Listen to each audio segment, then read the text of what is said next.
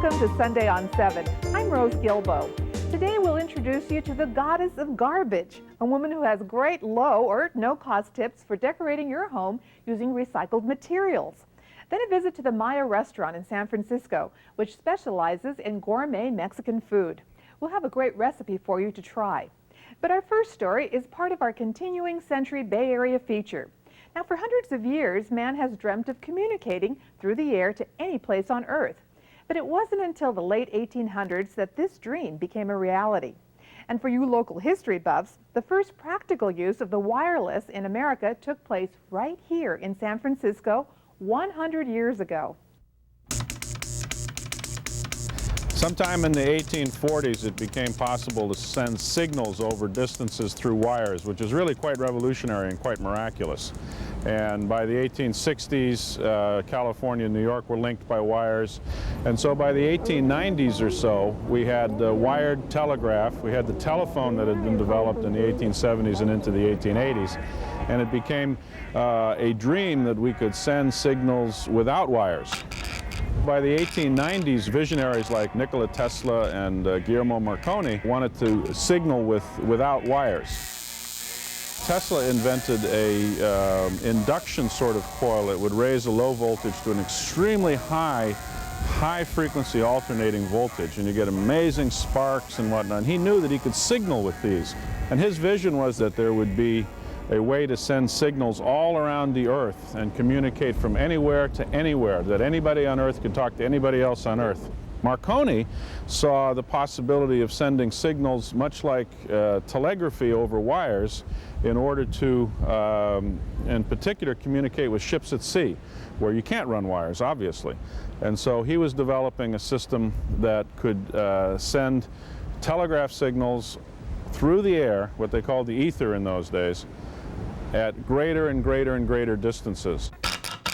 By 1898 and 1899, a lot of these people are beginning to develop what could become working systems. Many of the experimenters at the time were not inventing new devices so much as they were connecting existing devices, particularly existing laboratory equipment or telegraphy equipment, into this new system that would operate on the new principles of electromagnetic radiation. And so the Ruhmkorff coil had been used as a laboratory demonstration device to create high voltages.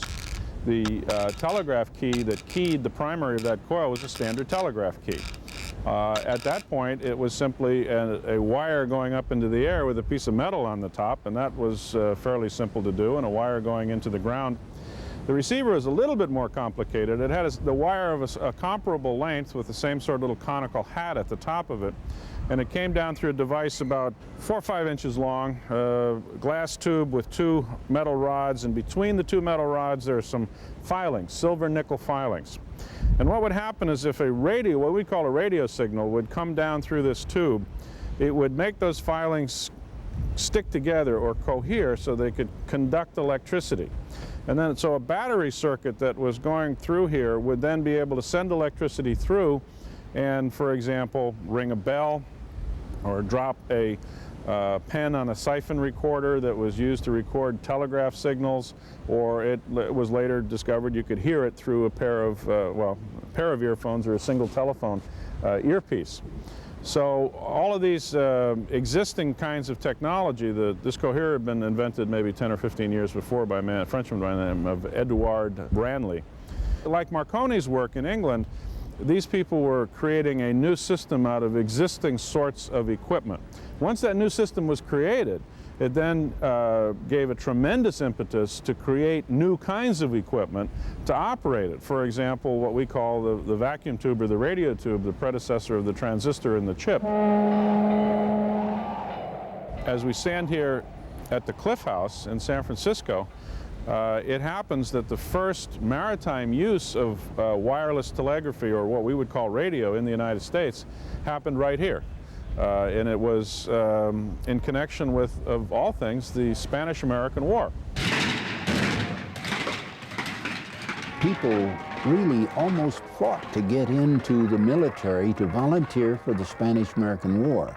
And San Francisco was no different than many of the other states, cities and states. They were proud of their organization. and virtually every man in it signed up and volunteered to go overseas in the 1st California Volunteers. The officers came from, well, somewhat the elite, the leaders in San Francisco, and they were people in business and in politics. The enlisted men were usually people, not riffraff. They were people who were working people or in lesser positions in business.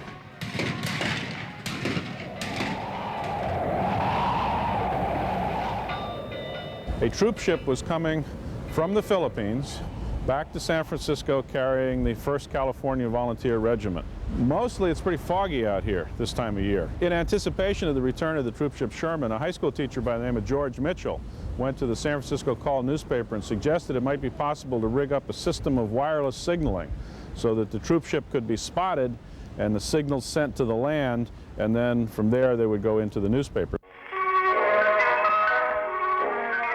1899 was a year of intense newspaper rivalry in San Francisco. You have the Call here on this street corner. You had publishers going for scoops. Indeed, they were using technology to help drive circulation.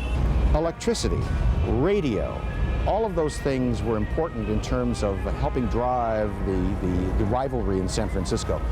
The Call building was used for radio experiments. The San Francisco Call sponsored first a Tesla coil experiment at the Call building at presently 3rd and Market to Telegraph Hill. And that succeeded well enough, except every time a streetcar went by and made a spark, it was a false signal. So in late August of 1899, they put a Ruhmkorff coil on the Lightship 70, and that incidentally was a Lighthouse Service Department of Commerce ship, and that was a direct ancestor of today's Coast Guard. And they ran it directly off the dynamo, so they put a lot of power into the primary, and the Ruhmkorff coil made a nice big spark, and it ran up to an antenna and down to the hull of the ship as a ground into the ocean. And so the intelligence was impressed on this with a key that interrupted the primary. So it would go clickety, click, click, click, clickety, click.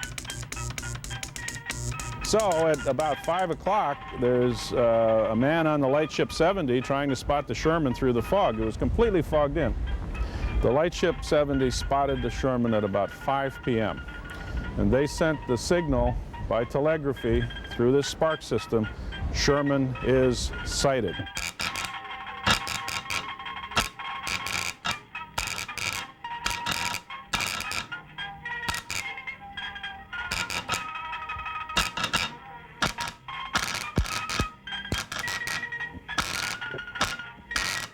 Right here at the Cliff House, that signal was received by very simple gear.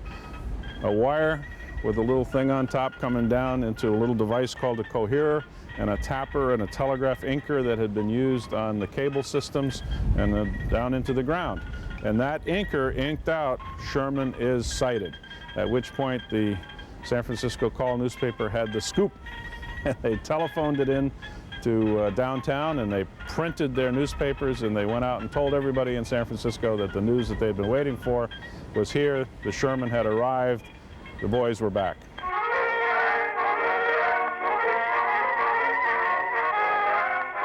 The celebration was 3 or 4 days long. The people in San Francisco tossed a tremendous breakfast for all of the, I think it was 1,200 or so people on the Sherman.